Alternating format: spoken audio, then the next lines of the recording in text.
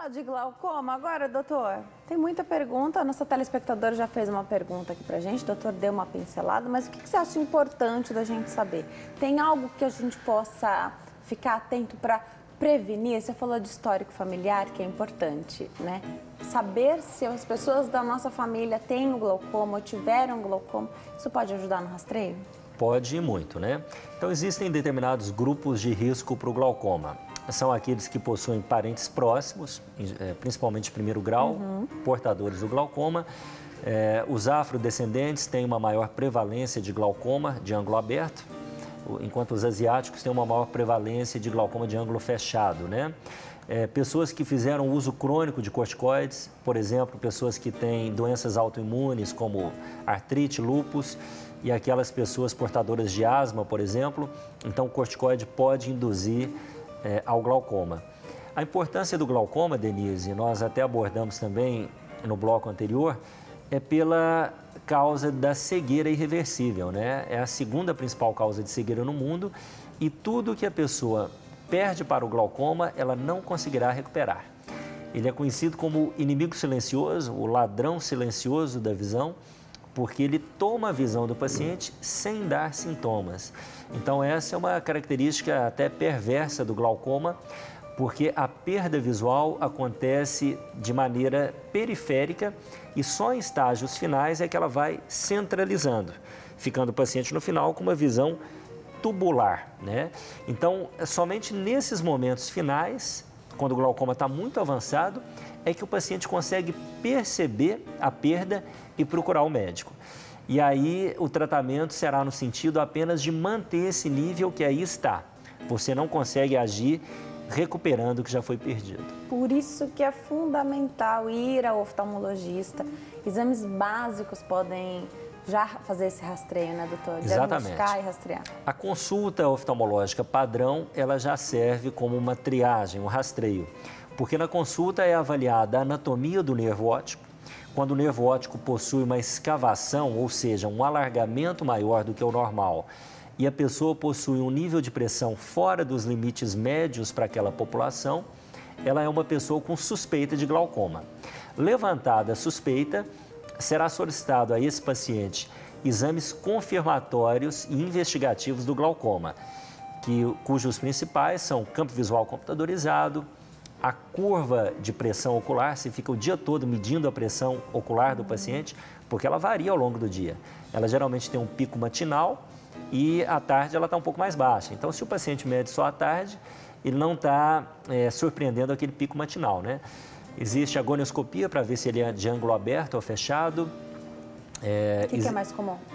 No Brasil, ângulo aberto. Em países asiáticos, por exemplo, no Japão, ângulo fechado é muito comum, né?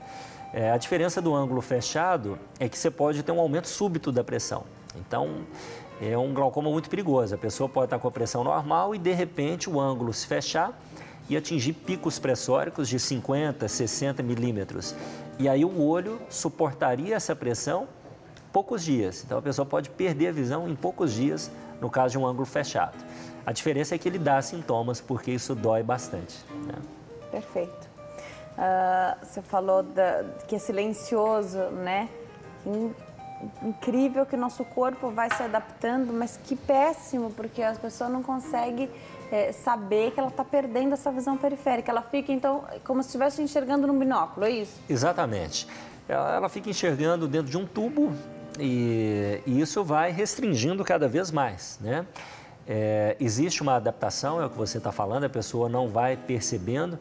É por isso que todo paciente com faixa etária acima dos 40 anos de idade deve fazer um check-up anual com tonometria, com medida de pressão intraocular. Nessa idade é essencial. Eu considero essencial em todas, né? Sim. Nós temos uma rotina de medir a pressão em todas as idades. Tá. O glaucoma pode cursar correndo mais rápido em um olho do que no outro? Pode. Assim como o nível de pressão pode ser diferente entre os olhos, a evolução da doença pode ser diferente entre os olhos. Inclusive, quando é um glaucoma secundário, ou seja, que teve uma causa primária que gerou aquele glaucoma, como, por exemplo, uma inflamação intraocular uma cirurgia prévia pode desencadear um glaucoma secundário. Mesmo essas que a gente conversou aqui? Refrativas? A refrativa, não, mas uma cirurgia de catarata, por exemplo, sim, desde que haja intercorrências durante essa cirurgia, uma cirurgia mais complicada, né? E, por exemplo, um trauma local, né? A pessoa levar uma pancada no olho, ela pode desenvolver um glaucoma unilateral, em um olho só e no outro não. Tá, perfeito. Isso é mais fácil ou mais difícil da pessoa identificar? Então, ok, ela sabe que ela tem o glaucoma, ela está fazendo o tratamento, que a gente vai falar mais pra frente, que tem tratamento com colírios e tem também a cirurgia, né? Ela pode ir percebendo, olha, eu estou fazendo o tratamento, mas me parece que do olho direito eu estou progredindo mais rápido com essa doença. Dá para perceber ou o fato de ser assimétrico, um olho compensa o outro e aí não? Exatamente. Sempre que o distúrbio é unilateral, mais dificilmente ele será percebido. Quando ele é bilateral, o paciente sente um pouco mais rápido, né?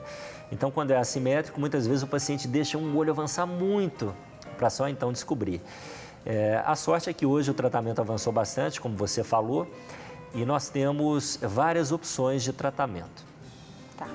A Cileide Cardoso te pergunta, quem fez cirurgia de glaucoma e uma outra cirurgia que ela fala aqui, iridectomia, e tem catarata, pode fazer a cirurgia da catarata? Quanto tempo depois de ter feito essas cirurgias que ela citou é que pode fazer a cirurgia da catarata? Muito boa pergunta. Muitas vezes a catarata cursa junto ou de maneira concomitante com o glaucoma, até por ser uma faixa etária muito parecida de acometimento, né? Então, muitas vezes o cirurgião ele tem que tomar essa decisão. Vou abordar primeiro o glaucoma, vou abordar primeiro a catarata ou vou abordar os dois juntamente, ao mesmo tempo. Existe a cirurgia combinada, que se chama Phacotrec, na qual você já realiza a catarata e faz a cirurgia do glaucoma ao mesmo tempo.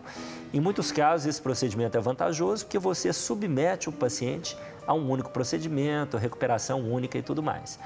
Em alguns casos, por exemplo, o caso dela, pode ser feita primeiro a cirurgia de glaucoma e às vezes o paciente nem tinha catarata nessa época. Desenvolveu posteriormente a catarata e ela tem que ser abordada. Ela pode sim ser abordada sem nenhum problema, deve ser abordada e o tempo ideal para isso é a partir do momento que a catarata esteja interferindo nas atividades diárias dela e a partir do momento que a pressão intraocular dela esteja regularizada de maneira bem estável. Perfeito. Tratamento, então, para o glaucoma, doutor? Tem tratamento clínico? Tem tratamento a laser também, além da cirurgia, doutor? Existe sim. Eu creio que na pergunta dela, ela perguntou sobre iridectomia. Existe a iridotomia a laser, que é um procedimento realizado, por exemplo, em pacientes com glaucoma de ângulo fechado, no qual você faz um pequeno orifício na íris, que é a parte colorida do olho, para facilitar a drenagem, o fluxo do líquido interno do olho, que é o humor aquoso. Então, o tratamento mais comum de ser usado é o tratamento através de colírios, que são colírios hipotensores, né? Antes de explicar sobre o tratamento, eu queria fazer uma pincelada rápida sobre o mecanismo do glaucoma. Legal. Por que a pressão descompensa, Denise? Na verdade, ela descompensa quando existe um desequilíbrio entre a produção do líquido interno do olho, que é o humor aquoso, e o escoamento ou a drenagem desse líquido. Se você tem uma produção maior do que a capacidade de drenagem, esse líquido passa a exercer uma pressão interna no olho que acaba lesionando o nervo óptico. Então, o tratamento ele visa abordar esses dois pontos, diminuindo a produção, por exemplo, através dos colírios, que é o tratamento mais comumente usado, ou interferindo no escoamento, na drenagem do humor aquoso, que pode ser feito através da cirurgia convencional, que é a trabeculectomia, que você cria uma nova via de drenagem para o humor aquoso, e pode ser feito através de laser. Então, existe sim o tratamento através do laser, é a chamada trabeculoplastia seletiva a laser. Faz uma vez só? Se é um mecanismo que acontece sempre, tem que fazer várias vezes? Então, a trabeculoplastia seletiva a laser, o laser SLT, ele é aplicado, em geral, nós temos uma redução média da pressão de 30% a 40%, é uma redução bem significativa, né? Ele deve ser aplicado em alguns casos selecionados, não são todos os pacientes de glaucoma que são candidatos, e, em geral, essa redução é bastante significativa e muitas vezes você não precisa de uma segunda aplicação. Que ótimo! Agora, essa situação de quem tem o glaucoma que não funciona bem, de drenar esse líquido, na pessoa que tem o funcionamento normal, isso também acontece, mas o dreno vai dando conta. A drenagem natural do organismo vai dando conta, é isso? Exatamente. Então, a analogia que a gente faz com relação ao glaucoma é como se fosse o chuveiro do banheiro e o ralo.